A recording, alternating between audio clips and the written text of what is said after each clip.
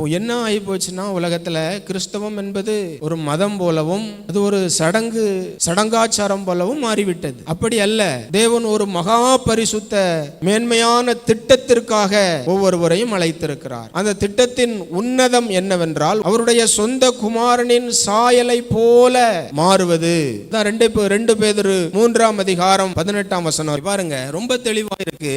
இயேசு கிறிஸ்துவின் கிருபையிலும் அவரை அறிகிற அறிவிலும் வளருங்கள். நம்ம எத்தனை காலமா கிறிஸ்தவர்களா இருக்கிறோம் என்பது பெரிய விஷயம் அல்ல, எந்த அளவுக்கு வளர்ந்தவர்களா இருக்கிறோம் என்பதுதான் விஷயம். விசுவாசி என்பது ஒரு ஆரம்ப நிலை. இந்த ஆரம்ப நிலையில் இருப்பதற்கு தேவன் யாரையும் அழைக்கவில்லை. அவர் சொல்றாரு, எவர்களை முன்னறிந்தாரோ, எவர்களை அழைத்தாரோ, தம்முடைய குமாரனின் சாயலுக்கு ஒப்பாய் மாறுவதற்கு அழைத்திருக்கிறார். இந்த திட்டத்திலிருந்து யாரும் விலகி கொள்ள முடியாது. நான் விசுவாசியாக மாத்திரமே இருப்பதற்கு அழைக்கப்பட்டிருக்கிறேன் என்ற கோணத்தில் ஒரு அழைப்பு இல்லை. வளருவதற்காகவே அழைக்கப்பட்டிருக்கிறீர்கள். குமாரனின் சாயலுக்கு ஒப்பாக மாறுவதற்கே அழைக்கப்பட்டிருக்கிறீர்கள்.